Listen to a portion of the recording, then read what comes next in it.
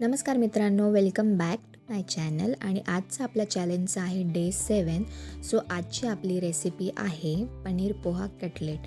So paneer poha cutlet बनवण्यासाठी मी इथे 2 वाटी पोहे भिजवून घेतलेले आहे. त्यानंतर 2 बटाटे उकळून घेतले आहे. ते आपल्याला चांगले स्मॅश करायचं आहे, पोह्यांमध्ये मिक्स करायचं आहे. त्याच्यानंतर मी 100 ग्राम एवढं पनीर किसून घेतलेलं आहे. त्यात आपल्याला अद्रक लसूणची पेस्ट घालायची आहे, कांदा बारीक चिरून घालायचा आहे. आणि इथे मी 2 चम्मच शेंगदाण्याचं कूट घेतला आहे. टेस्ट अजून छान यावी आणि अजून थोडं हेल्दी व्हावं म्हणून. आणि घरातले जे काही मसाले आहेत ते मी याच्यात टाकलेले आहे. त्यानंतर 1 चम्मच आमचूर पावडर टाकले आणि त्यानंतर चाट मसाला घातले, छान अशी टेस्ट यावी म्हणून. आणि थोडंसं आपल्याला लिंबू पिळून घालायचं आहे. सो लिंबू टाकल्यानंतर हे सगळं मिश्रण आपल्याला एकजीव करून घ्यायचं आहे.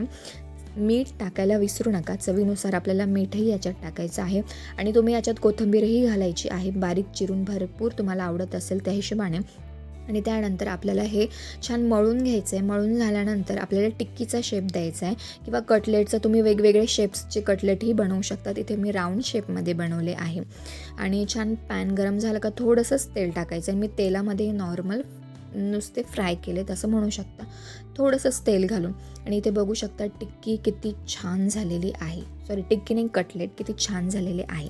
सो ही रेसिपी तुम्हाला कशी वाटली मला कमेंटमध्ये नक्की सांगा. व्हिडिओ आवडल्यास लाईक शेअर करायला विसरू नका. चॅनलला सबस्क्राईब करा. बाय.